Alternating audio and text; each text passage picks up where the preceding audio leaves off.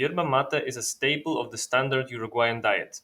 Literally 20-25% of people on the street are drinking it, especially in the morning for morning stimulation or in the afternoon as a social ritual. It's rare for people here to use the full name, they usually go about saying mate. It comes in the form of big 500, 1000 gram bags, comparable more to amounts of rice one could eat rather than portions of tea or coffee. In the morning, it can serve as an appetite suppressant.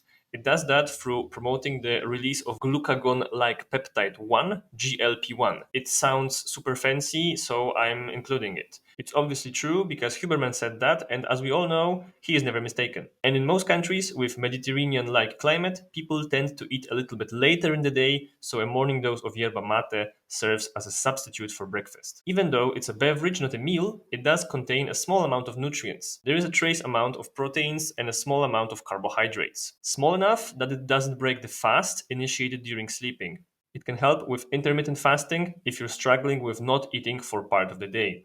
When it comes to the micronutrient profile of the beverage, there is a large amount of B vitamins, especially thiamine, B1. There are some minerals there, especially magnesium, calcium, potassium, some zinc, iron, and manganese. Probably not enough to make a very big difference in your diet, though. I have still not come across any studies proving health benefits from drinking mate associated with mineral uptake. Plant sources often contain anti-nutrients like tannins that disrupt absorption of minerals. It is generally advised that if you're worried about your iron or magnesium uptake, tea shouldn't be drank for 30 minutes before or after a mineral-rich meal.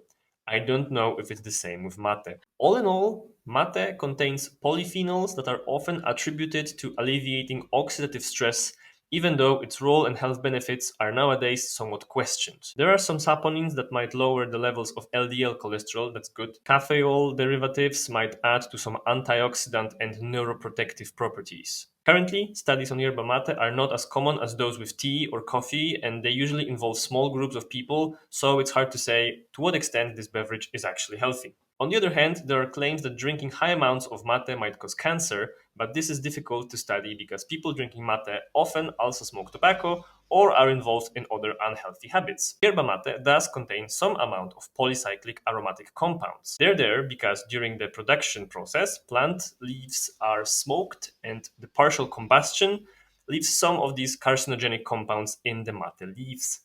It can be avoided by choosing the blends that are unsmoked. So, yerba mate can be carcinogenic because of its production process, but it can also be avoided. You can choose a different blend that is unsmoked. What is obvious but left for the very end, yerba mate contains caffeine. Some people like to say it's matein, but it's basically the same compound. They are not isomers or even different types of the same compounds. They are identical. Tea also contains caffeine, even though generally in smaller quantities per serving.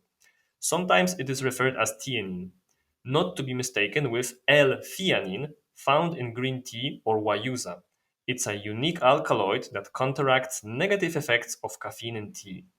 Something that would be very useful in mate because the amount of caffeine in it is very high. Even though the mass percentage of this alkaloid in whole mass of the plant isn't particularly high, the amount used to brew it is substantially higher than that for coffee or tea. Except for caffeine, there are other xanthines like theobromine or theophylline. Those are homologs or isomers of caffeine, so their structure is very much comparable. Their effects are weaker than that of caffeine, but they might modulate its action, and that might be one of the reasons why mate feels different than coffee. And I don't really mean the taste, but the effect.